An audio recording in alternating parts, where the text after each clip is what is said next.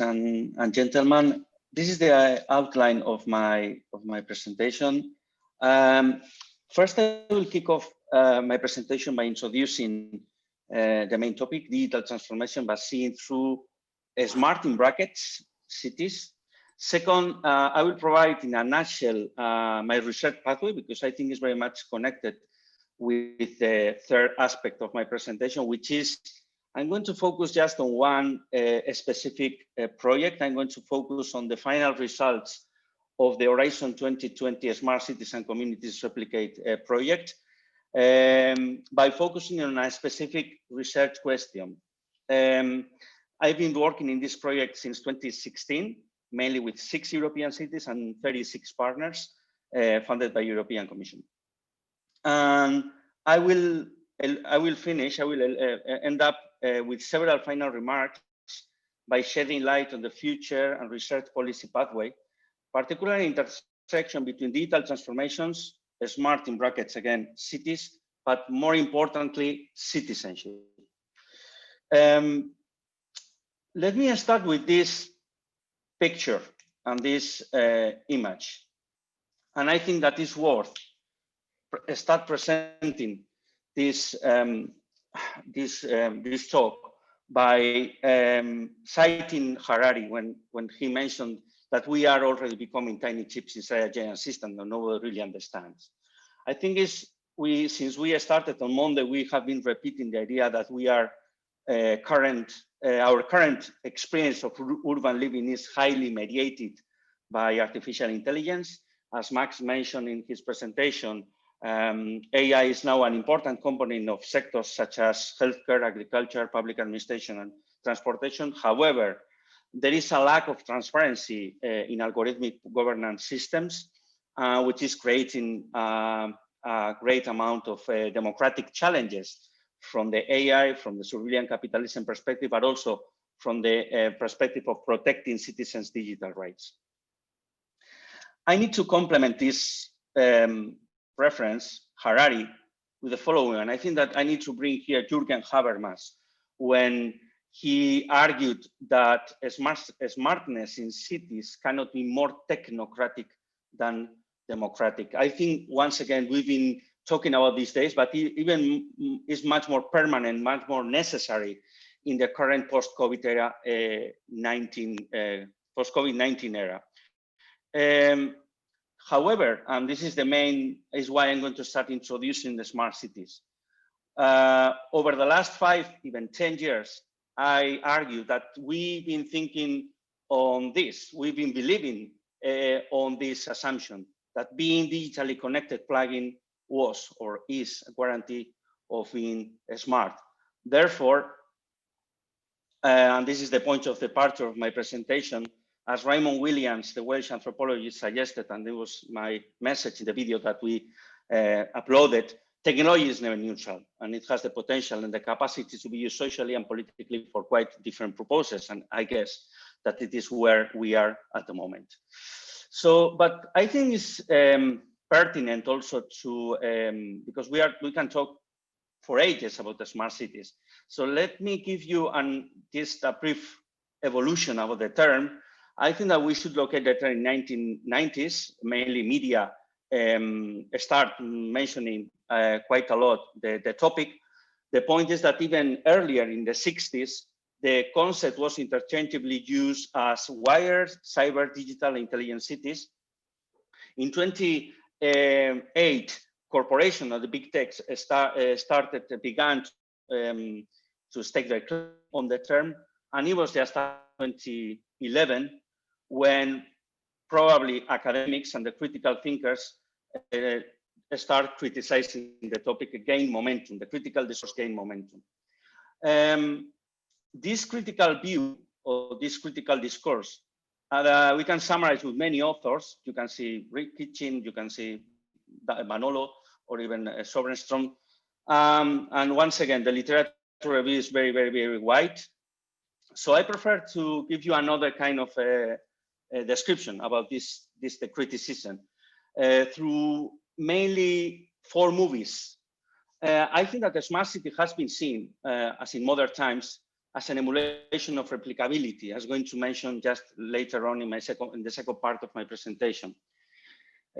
Also could be seen as an obsession for efficiency. We've been talking about the technology and the importance of efficiency. So Metropolis by Fritz Lang, I think, is a really good metaphor in order to show this obsession with efficiency. The third one, Blade Runner. In order to, the smart city has been creating life promises, life expectancies, expectancy of improving our well-being, which sometimes has been the case, but not always. And the fourth one, and I think that we are exactly in this movie at the moment, the Spike Jonze movie Hair, in which the main character fell in love with the voice of Scarlett Johansson. We don't even touch people, so it's exactly in the context that we are living in. The point is that instead of just algorithmic dreams, we might have algorithmic nightmares at the moment. The literature about the smart cities, I think, is worth also mentioning that at the beginning, the concept was much more related to urban, regional, geographic perspectives. But increasingly, and mainly in the last couple of 3 years, I believe that the literature has been much more focusing on the technopolitical content as AI, algorithmic oppression, automating inequalities, weapons for mass destruction, capitalism, platform capitalism, or even robot rights. Keeping this in mind, already what we can say, or what I wanted to finish this introduction, is that I guess that Hannah Arendt, the German-American political philosopher, was right when she argued that the trouble with modern theories of behaviorism is not that they are wrong, but they could become true. And it's exactly what it happened to smart cities, that we are assuming many aspects, and right now we are deconstructing. When I say deconstructing, I'm not using the word just by chance.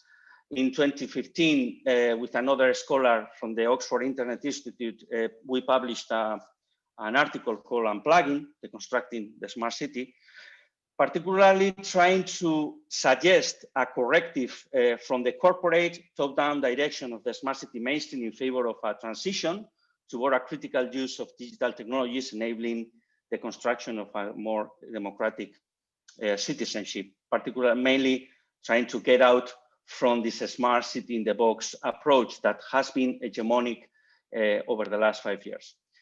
The point is that these days, as we are seeing with DigiTranScope data, the tsunami of data called dataism, called datafication is here. So we need to mainly address two main issues. The first one is that I think is on the agenda. This is why we need an EV on data, as Sandy Penna from the MIT suggested in 2014. But in addition to this, at least here in Europe, we know that without data ecosystems at the city regional level, I've been underlying this fact in the last 3 days, Europe might lose the opportunity to establish a pan-European post-GDPR AI strategy, as other speakers, particularly Max, underlined in his presentation. So let me wrap up a little bit my research pathway. I think is worth, because I've been working several things. So I think that this is just providing a description of that. My interest, as I mentioned, is in blending urban, digital, and political transformations. And the last part, in the COVID universe that we are living, I've been exploring, I wouldn't say researching, I say exploring data cooperatives and platform cooperatives. Before that, I'm mainly conducting comparative research in city regions, comparing 8 city regions. Then I focus in 4, particularly in Glasgow, Bristol, Barcelona, and Bilbao. Barcelona has been quite a research case study for me over the last 5 years. And then I've been conducting other research, like small communities in Mozambique and Colombia, looking into this phenomena of digital transformations in the South as well. And I was teaching in Glasgow with international students in the University of Strathclyde. But since I joined the JRC, I've been exploring platform and data cooperatives. And I'm also conducting a survey with the Cities Coalition for Digital Rights And last, and it's exactly the presentation is going to focus on the last line, on the red line. I'm working with the 6 European cities that I mentioned before. I think it's worth, the last time of after this conversation in the morning, I have added this slide. It was out, but I think it's worth adding, because I'm not going to talk about cooperatives, but my experience having more than 10 years in this cooperative that is a Dragon Cooperative Corporation. Just if you have interest, you have the link there. I think it's worth addressing that, or at least mentioning that I have been strongly influenced by my work experience in this corporation, because it's a quite large corporation with 200 SMEs, but distributed worldwide. So my in between DigiTranScope and AI Watch, and probably due to the great job that Marina, Max, and Marisa has been doing in data governance models, as this morning Marina has presented, I have been trying to explore how we can find different taxonomies of platforms and data cooperatives. So a chapter in an ebook that we are preparing among all of us, and indeed DigiTranScope will be published by, I guess, by the end of this year, is going to give much more insights about this. But today, I'm not going to focus on that. As I mentioned, I am working with the 47 global cities that are led by Barcelona, Amsterdam, and New York City, in order to explore digital rights in their cities, including several aspects. The preliminary results are going to be presented in the Smart City Expo World Congress on the 18th of November. But let's focus on the main, let's say, the main project that I wanted to address. Replicating smart cities. This is the research question, and it's about the Replicate Horizon 2020 project. The project, I mean, the results of the project has been already published in this paper that has been out, I guess, 2 weeks ago, something like that. So you have the title and also the open access paper that I'm going to present. So for those, I think it's worth starting from scratch, because not everybody knows about the structure and the composition of the Horizon 2020 Smart Cities and Communities Lighthouse projects. Lighthouse projects are 5-year projects, always encompassing follower cities and lighthouse cities. And it goes without saying that I need to add also that the data governance aspects, they have not been even considered in the policy design of these projects. So for me, at the early beginning, it was an issue not having this discourse, or at least this rhetoric, in order to establish a conversation with the stakeholders. So the Replicate project has been, this is the structure of the project. 6 European cities. On the one hand, we had the lighthouse cities, San Sebastian in Spain, Florence in Italy, and Bristol in the UK. And on the other hand, like follower cities, Essen in Germany, Lausanne in Switzerland, and Nilofer in Turkey. The lighthouse cities, they've been mainly working in 3 areas: energy, mobility, and ICT. So overall, as you have seen in the previous slide, there have been 71 lighthouse cities has been coordinating their solutions with 46 or follower cities. Here's the first issue, or the first assumption of these projects, and this is the whole range, the whole list of lighthouse cities, the 17 lighthouse cities, as I mentioned. So mostly we are talking about 150 cities working at least coordinated by the European Commission. And here is where the problem for me starts. And if the lighthouse cities are those designing urban solutions to certain issues, and initially follower cities, and even the category of follower is very problematic for the beginning, are those apparently subject to use the solutions tested in lighthouse cities that lighthouse cities has been designing beforehand.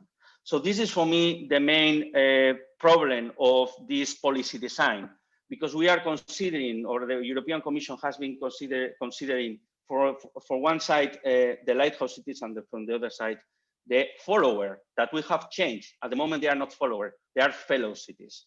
But the nomenclature changed in the course of the project. Okay, in this direction, I think it's worth bringing here the wise citation by Ayona Datta, that is an Indian urban scholar and the UCL, when she provocatively argued that the urban is not a science, it cannot be measured, replicated, forecast like other sciences. I know that this is big provocation, and I wouldn't go that far, but the point is that what we found in this project is something that we can say, we can rephrase like this. If you only see one solution to a problem, you don't understand the problem of replication, I mean. Or as Abraham Maslow mentioned, this quite popular quotation that it's tempting if the only tool you have is a hammer to treat everything as if it were a nail.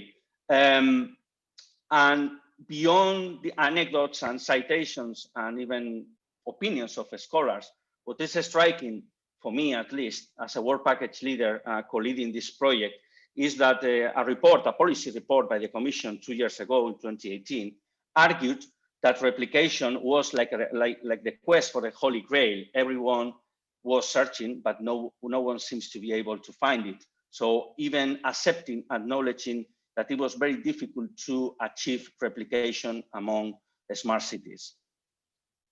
The position that the project took from the beginning, assuming this hypothesis, because it has been driven by action research, it was that replication could be facilitated among a network of stakeholders, and it was how we proceeded since 2016. That was the policy design that was given to us. As I said before, we have the lighthouse cities illuminating or shedding light on the follower cities. I mean, we were assuming a given policy design that was unidirectional, hierarchical, mechanistic, solutionist, and technocratic in this sense. The official definition of Replicate project, the main objective of Replicate project was that it was due to develop and validate in the 3 lighthouse cities a sustainable city business model in order to improve and to enhance the energy efficiency, sustainable mobility, and ICT infrastructure. And additionally, the follower cities, at that time, the follower cities, they were meant to replicate urban solutions. Again, not problems, they were meant to replicate solutions. So the main research question that I am posing in this paper is why might replication not be happening among smart cities as a unidirectional, hierarchical, mechanistic, solutionist, and technocratic process. How we proceeded? Well, from the beginning, we started empowering fellow cities. I didn't mention follower, I said fellow cities, including them in all the activities. And what we try to do is trying to overcome the pure replication rationale of the smart cities towards what we call the city-to-city learning program. So from unidirectional to multidirectional, from hierarchical to radial, from mechanistic to dynamic, from solutionist to iterative, and from technocratic to democratic. So that was mainly the, let's say, the policy design experimentation that we've been trying while working with 36 stakeholders and 6 European cities. So instead of copy pasting from the lighthouse cities to the follower cities, consider the follower cities at the same level as the lighthouse cities and fellows, and rename them as fellow cities, and learning and produce a learning process. So the experimental policy design was driven by a multidirectional, radial, dynamic, iterative, and democratic logic. Or it was what we tried. That is the following slides. What I try to do is mainly give you a little much more methodological insight, but I'm not going to go in depth because it's a 5-year project and it's quite a lot of work. But mainly the first year, what we try to do, we try to assess the critical factors in each fellow cities. The second and the third year, we conducted a multi-stakeholder composition analysis. And the third year was the intensive year, last year, 2019, because we set up the whole city-to-city learning program. And the last task is being producing now. They are formulating the replication plans. The follower fellow cities, they are formulating the replication plans. So this is mainly the whole, let's say, picture, the graph of the project. So we are at the moment, the cities themselves, they are formulating the replication plans. In a nutshell, we started with workshops, analyzing critical factor assessment. Then the composition of stakeholders, we ran a survey of 35 questions, and we conducted 3 validation workshops in sites in Essen, Lausanne, and Nilufer. This is something that I call pentahelix multi-stakeholder. That is not part of the paper, so I prefer to skip because maybe I need another presentation for presenting this. But just to give you one idea about the different results that we obtain in this. As you can see, the composition in each city differ considerably. We have different stakeholders in each city, something that we are sometimes assuming that always is just public or private, and we have much more a wide range of stakeholders. The influence of stakeholders, degree of influence in each city also was different, despite that there is a standard in favor of much more the public sector influencing. But for example, the strategic smart city actions that each city prioritized, they were very much different from each other, as we can see. So the last year, the fourth year of the project, we established the city-to-city learning program. And this is mainly the content of the program. We discuss about many aspects, from smart lighting to open data, even smart city dashboards, and many other electric cars, e-taxis. I mean, a wide range of urban problems or solutions. This is mainly the portfolio of the program, and it's why at the moment they are formulating the replication plans. The fellow cities are formulating the replication plans. I think it's worth, because someone can tell as well, but this is just one project and there are 17. From the early beginning, we've been conducting benchmarking on how replication has been addressed or was addressing at that time in the rest of the lighthouse cities. So there is the analysis in the paper, and mainly what we try to say is that we need to pass from a pure replication to a learning process. So the 2 main methodological advancements from the social innovation perspective was actually the city-to-city learning program and the pentahelix multi-stakeholder framework. I'm going to finish my presentation with 5 different final remarks, mainly with the conclusions after this process of the city-to-city learning program. So the first one was mainly the idea that the unidirectional replication strategies might not be readily adopted by fellow cities, mainly due to the lack of achievement to get the broad social acceptance, something that sometimes is a given in many policy processes. The second one is about the given hierarchical model. Sometimes, not always, but sometimes might exclude perspectives of interests of citizens and particular groups of stakeholders, and is therefore that the way in which we proceeded by identifying different typology of stakeholders was very useful in order to get to the point that we are. I mean, that the city, they have all the information and they are, let's say, tailoring their own replication plan instead of having this mechanistic and rational that they should copy what it was given by the wise lighthouse cities. The fourth conclusion, I think, is very much connected with DigiTranScope, because it gives us the iterative process that we've been conducting since early beginning, has given us the opportunity to include something that it was not even anticipated, and something like COVID. I mean, they are included the measurement to tackle the pandemic, the COVID-19 aftermath. The second aspect, they have included already particular aspects about data governance and how to protect citizens' digital rights.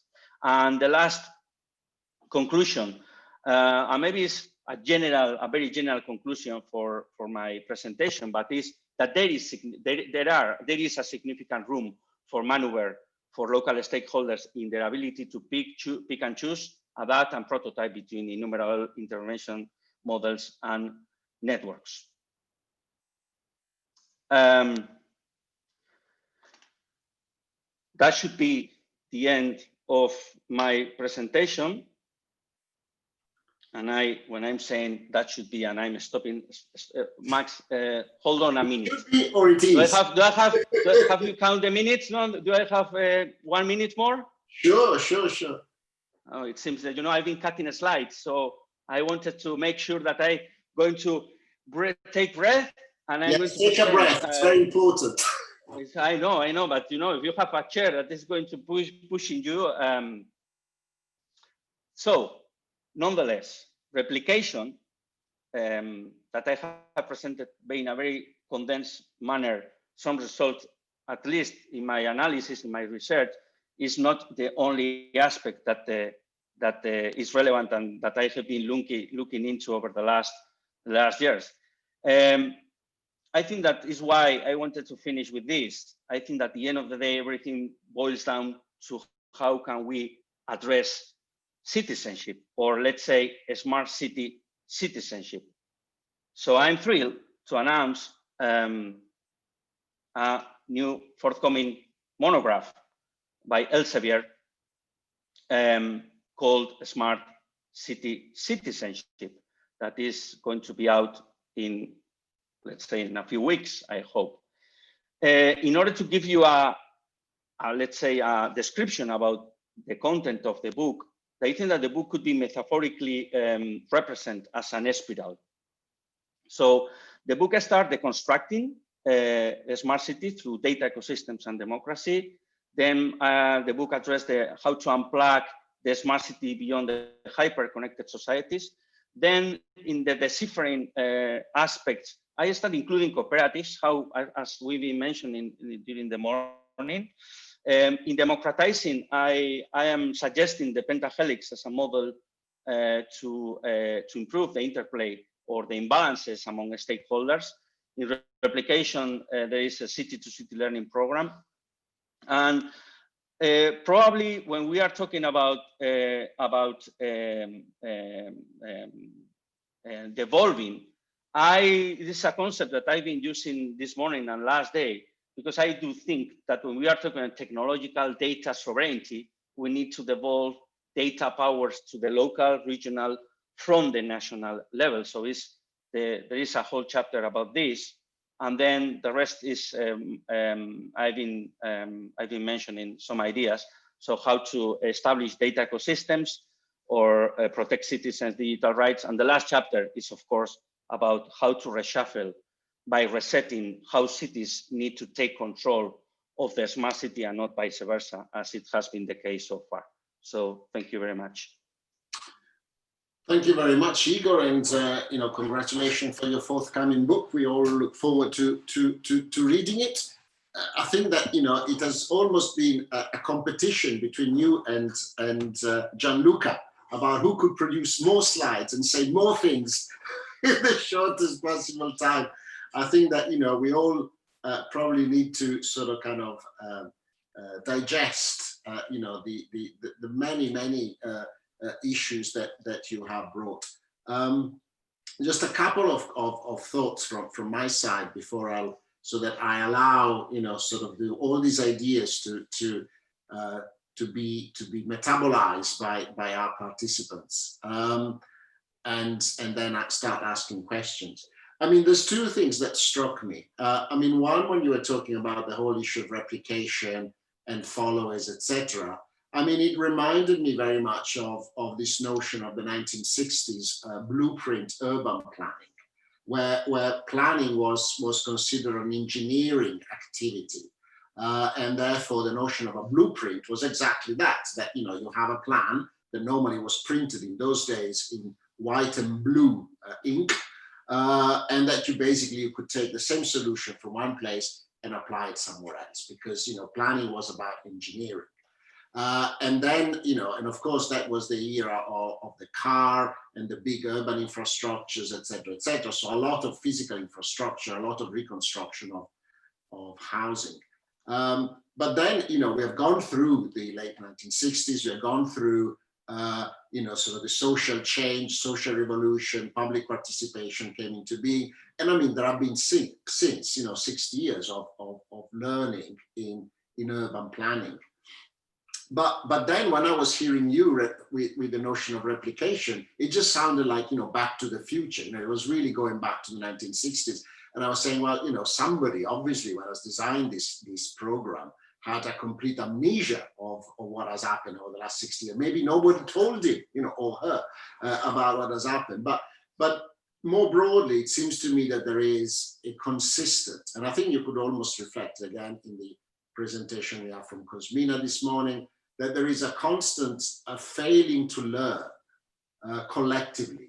Sort of we take experiences, we hit the wall, we ask ourselves why, we're trying to put the right solutions, maybe we move forward a little bit, and then we go back to the drawing board and start again doing very similar mistakes, very similar approaches, etc., etc. So maybe there is something that you can say about this, if you think it's true that there is a collective failure to translate the lessons we learned into sort of real advancement for many reasons. And the second thing I wanted maybe to ask you to comment about is then the question of citizenship, because citizenship is a really complex concept, bound by historical, cultural, and social and economic sort of connotations.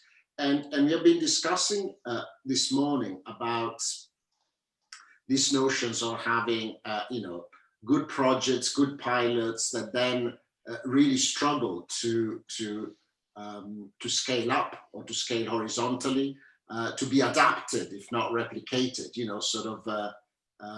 and then I was really wondering whether, from your experience, you could say something whether this concept of citizenship and what we learn about citizenship, how can it then be, can it be scaled up? How do you sort of learn from certain experience to activate similar experience elsewhere? So I thought that maybe you could reflect or say something about those two issues. But before I do that, is there anybody here on the chat? The Ronan has the hand up. So let's start with Ronan, and then if we end up with a bit of a lull, then you can come back to the couple of reflections that I've introduced. Ronan, the floor is yours. Thanks so much, and thanks for the really great presentation. I just had maybe two quick questions. Just on, I was wondering what your views are on the kind of data governance structures that we need to build for smart cities, especially when you have maybe private companies providing the software and the hardware, and then it might be city authorities that are maintaining the data and processing the data. So that was kind of a question I had. And then the second one was maybe, it maybe ties into your point about citizenship. Do you envisage maybe that people can opt out of cities? Like, will there be a space for citizens to say, well, maybe I don't want to engage in this smart city, but I still want to live there, but not avail of everything that's going on. So just that idea of being able to opt out. Just those two questions. Okay, thank you very much. I think that Max's second question and your second question are similar, so I'm going to leave that by the end about citizenship. So I'm going to start with your question about why, as far as I understood, Max, why we don't learn that much from our failures. My answer would be that, for example, through being at the University of Oxford and working with the stakeholders at city level, the discourse of smart cities, they were like two entirely separated universes. But I had very few conversations, real conversations with academics that they were critical, but they wanted to really influence the policy making. And on the other hand, we have policymakers that they were entirely ignoring what the academia was trying to add or to contribute with. So what I would say is that there is a gap between, and maybe the reason why we don't learn is because the academia or the knowledge domain is very far sometimes from the reality, despite that there are a lot of projects that they involve academics, but at least very few. I have some colleagues, for example, I have two in mind, that they were working at that time in a lighthouse project in Manchester, and they left out. They left the project because they thought that they could not, and they are great academics. One is in Norway at the moment, the other one is in Ireland, and they could not, they thought that they could not influence, and they have really good ideas. They are architects, they work with practitioners, but not in this policy level. So when I'm arguing is that it's very, I mean, the gap is due to the lack of connection between these two worlds, the policy and research. About the data governance structure, what are the, responding to you, Ronan, about which is the most suitable governance structures. Well, I can talk about the 3 cities that I've been working with. They are medium-sized cities. Maybe the largest could be Florence, Bristol, maybe San Sebastian, the rest are much less. But for example, one thing that in Florence and in essence, something that we've been working, and it was not part of the project directly, is the metropolitan scale. And with the COVID at the moment, I think it's critical that sometimes we are talking about the local level without sometimes the regional level, but we forget about metropolitan level. And at the moment with the COVID, with how COVID is spreading, is a very crucial, let's say, layer of governance. So I think that, I mean, we've been talking about how to coordinate between different layers. This morning we had discussion between this kind of, let's say, silo mania or the departmentalism, governments working just by sectors or by domains.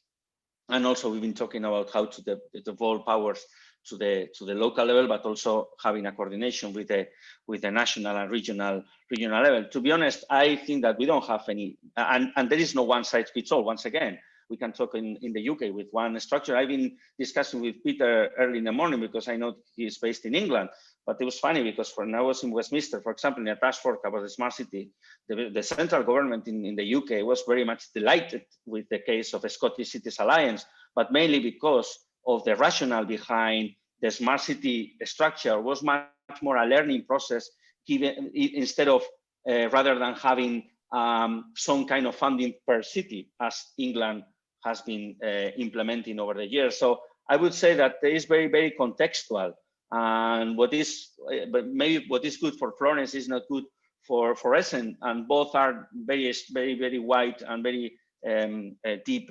metropolitan areas. And coming back to the citizenship question that you both addressed, well, I think that for me is a key element in all my research. And for example, something that you mentioned, Ronan, very provocatively, but I think is good, that even people don't want to participate in processes. And even at the moment with COVID-19, I mean, it's not that difficult to think that people want to or is going to live in their bubbles, in their homes, and someone knocking the door saying that please participate in the neighborhood, in your neighborhood. Just say I don't care about that. I live very good to my. So I mean, I think it's a fact that we need to consider, that we are always considering people actively participating in processes, but maybe the future shouldn't be like that. So I think it's I have no answer, but I think that's a reflection that we need to include definitely in the discourse about citizenship. Thank you very much, Ronan. Well, that will ties in with all the sort of the movement towards greater individualism as opposed to social structures, which we have observed in the 1980s and 90s. Now, I see a comment from Natalia. Natalia, I want to ask you something about the technologies in smart city, which I think is relevant, because I think that one of your earlier comment was that part of the development of the smart city movement was industry led, a solution looking for a problem, so to speak. So Natalia, do you want to come in here? It's nice to hear your voice. Thank you very much. Yeah, thank you, Igor, for such an interesting presentation. And yeah, it was, I would like to hear your opinion on the use of biometric technologies and its potential use on smart cities. When you mentioned biometric technologies in cities, could you just expand a little? Because I think could you just give me some insight about your specific question? Yeah, it was. I was thinking, for example, well, facial recognition, but also we have seen last week that Amazon started to implant palm reader scanners in a project. I guess there is a movement towards tying individual identity with to technologies. It was also widely discussed regarding immunity passports in the context of COVID. So I would like to hear your opinion on whether you think this is going to play a big role in smart cities in general, or maybe not. Yeah, I got your point. Yeah, I call this algorithmic citizenship. I think that, of course, we are all becoming algorithmic. It could be because biometrical data, but right now with the COVID, it's quite obvious. We are going to have our passport. We are going to have our biometric information that is going to be a trade-off for citizens, but also for governments. To be honest, I think it's a very key question. We have not seen so far differences between cities, because at the moment, as we mentioned, the national government has been coordinating in a centralized manner the whole crisis with COVID. Are we going to see any reaction from cities? And for example, at the moment, I'm imagining the position that, for example, Barcelona, Amsterdam, or some cities might have in the near future, in response to the COVID-19, in order to, once again, protect their fellow citizens. Well, I could expect some reaction. For example, I had a conversation last day with the network, with the City Coalition for Digital Rights. And for example, a city like Portland in Oregon, I did my PhD in Portland, in the US, so I know a little bit the case. It was very much, very much active than even New York in this kind of measurements. So, and New York was a bit jealous on that, to be honest. But Portland, a city like Portland, in the context of the US, leading this kind of, let's say, progressive or protectionist way in which the city wanted to protect their fellow citizens and try to avoid the collection of this biometric data by big companies. So to be honest, and this is the rationale behind the creation of the City Coalition for Digital Rights. How cities, they could react without waiting for the national governments to take the lead. Let's see what is going to happen. It's an institutional and political statement, a position by these cities, but of course, reality is the way it is. So I don't know, but to be honest, it is already in the agenda of these cities. Yeah, definitely. Thank you, Igor, and thank you for the questions. Now, I was prodding Richard to come and make a comment, since he has been working both with City and from the technology side. And as I was asking whether he had a question, he came out with a really long one. So, Richard, please ask your questions directly, which I think would be nicer. Certainly. Thank you, Max. And thank you, Igor, as well, for what I thought was a very, very interesting presentation. I've had the opportunity to watch a lot of those programs that you described through some of these constituent cities. For example, the city of Gelsenkirchen, which has been one of the fellow cities participating, and also taking a look at some of the challenges that come up when you are trying to couple a city such as Amsterdam with a city such as Gelsenkirchen. right? You're talking about a metropolitan area of 2 million plus versus the poorest city in Germany with a metropolitan area of about 200,000. So it's been quite interesting, and it's been also quite reassuring for me to see academically you have validated some of the anecdotal observations that I've come up with through my practical experience. I had a two-part question for you, and I'll keep it very specific. When we're talking about citizenship and we're talking about smart cities, one of the really clear lessons learned from the last 15 years is that smart city services target middle class and upper middle class in cities.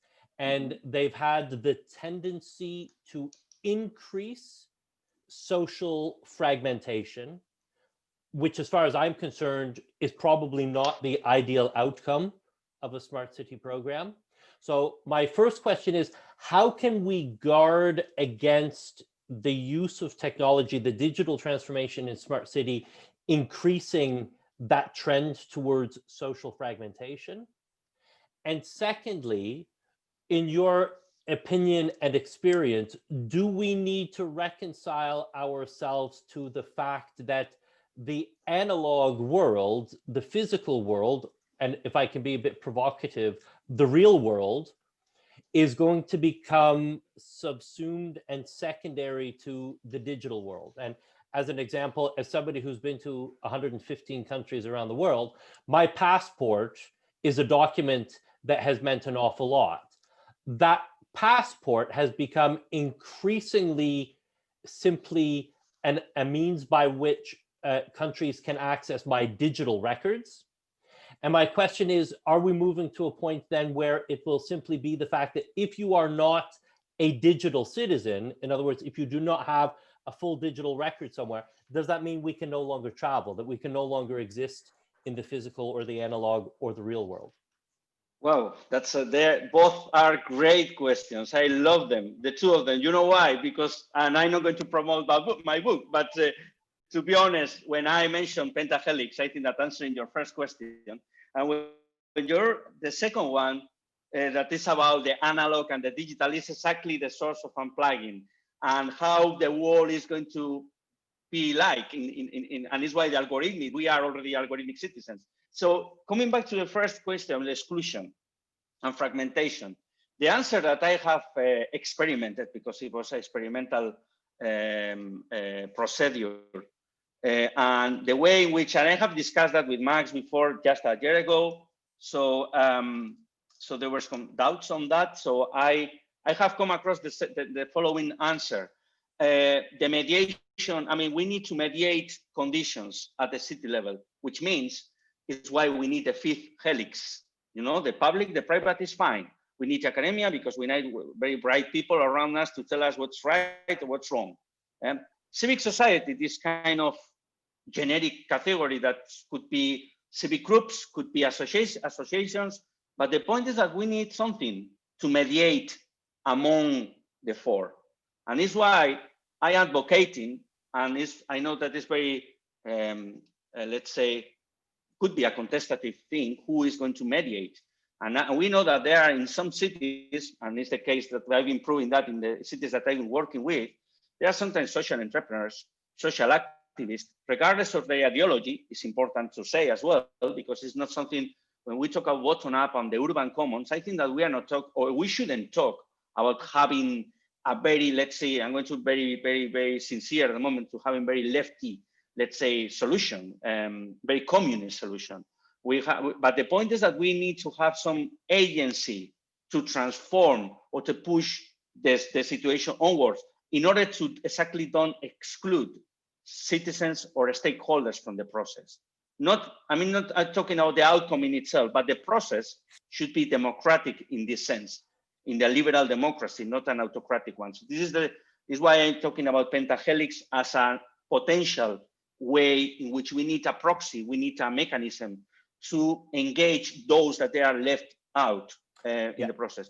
If I could just, yes, go. Yeah, just very briefly, let me reinforce that point, because even when we're able to convince narrow-minded societies such as the Dutch, for example, where we always talk about a triple helix when we should be talking about at least a quadruple helix, the notion is that a participatory citizenry addresses the issue. And your point about having a pentahelix is exceptionally important, because the people who are most vulnerable and most in need of many of the smart city services are the ones who are least likely to get involved in a participatory society.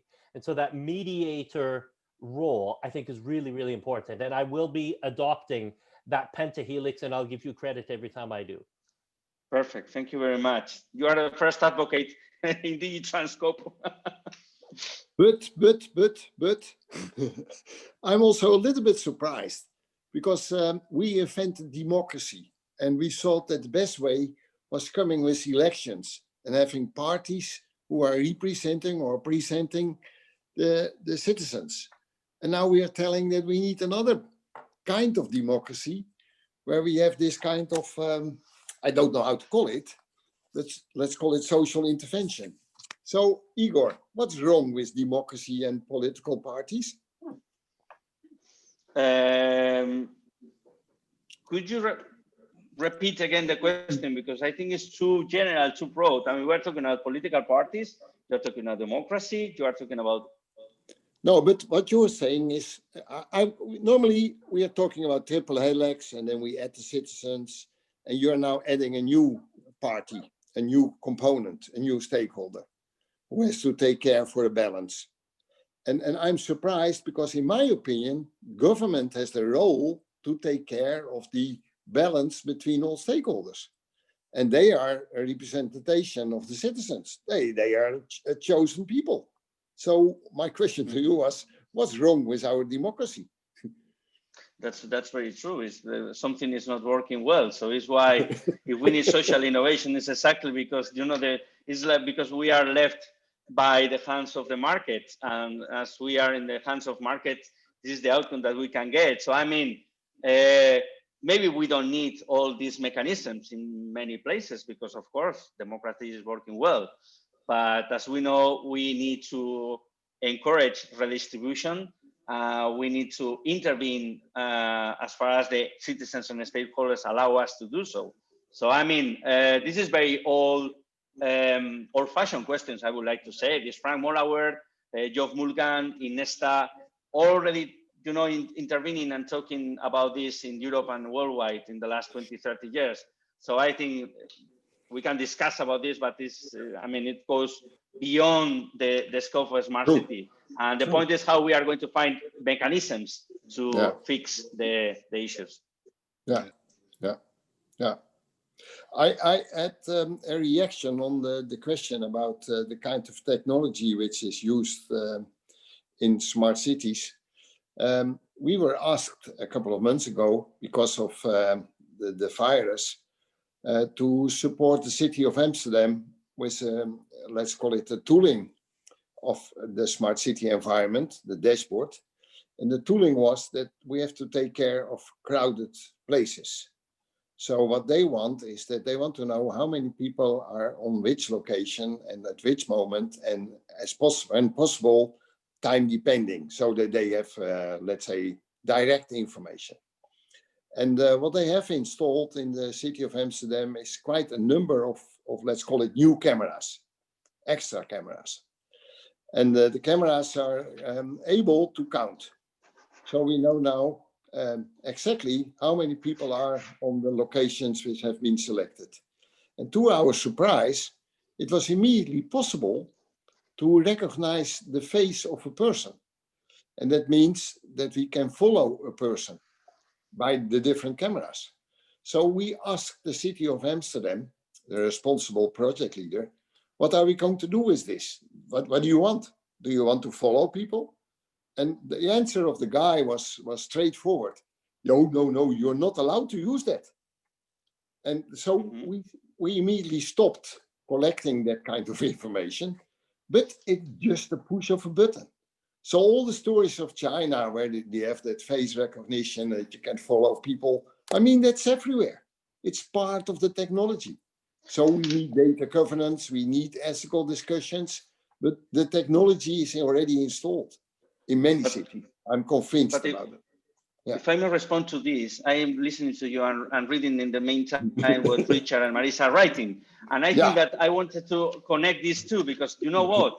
For me, once again, is when we wrote the article on plugin 5 years ago, we were crazy guys thinking that while everything goes on, we are going hyper connected onwards, nobody going to stop us. And right now, we are thinking, we are realizing, noticing that we need some limits to the hyper-connected societies, because we are already become a contactless society that is highly surveilled, as you are saying, but, and this is for me the key thing, what is at stake is the loss of the social capital, meaning trust. If we don't have trust, the rest is useless. We cannot ask for participation, we cannot ask for citizen science experiments, so on and so forth. So for me, it's very a paradoxical situation. We are highly hyper-connected, but it's once again, we need unplugging. Unplugging doesn't mean that we are not going to be connected, but we need another mean of connection. And to be honest, I wanted to be humble because I have no idea how we are going to do it. Yeah. Well, great points, Igor, and great discussion. I think that, it has been enormously thought-provoking, and it just shows how many absolutely critical facets we are addressing in a way through this project and through the collective experience of all of us, all of you participants, because it really goes down to the fundamental questions of what is our present, what is our future, and how can we design and shape our futures. And I think that is really a core issue here. Now, I'm conscious of the time, Igor, 3 o'clock. Is there anybody that still wants to make an intervention?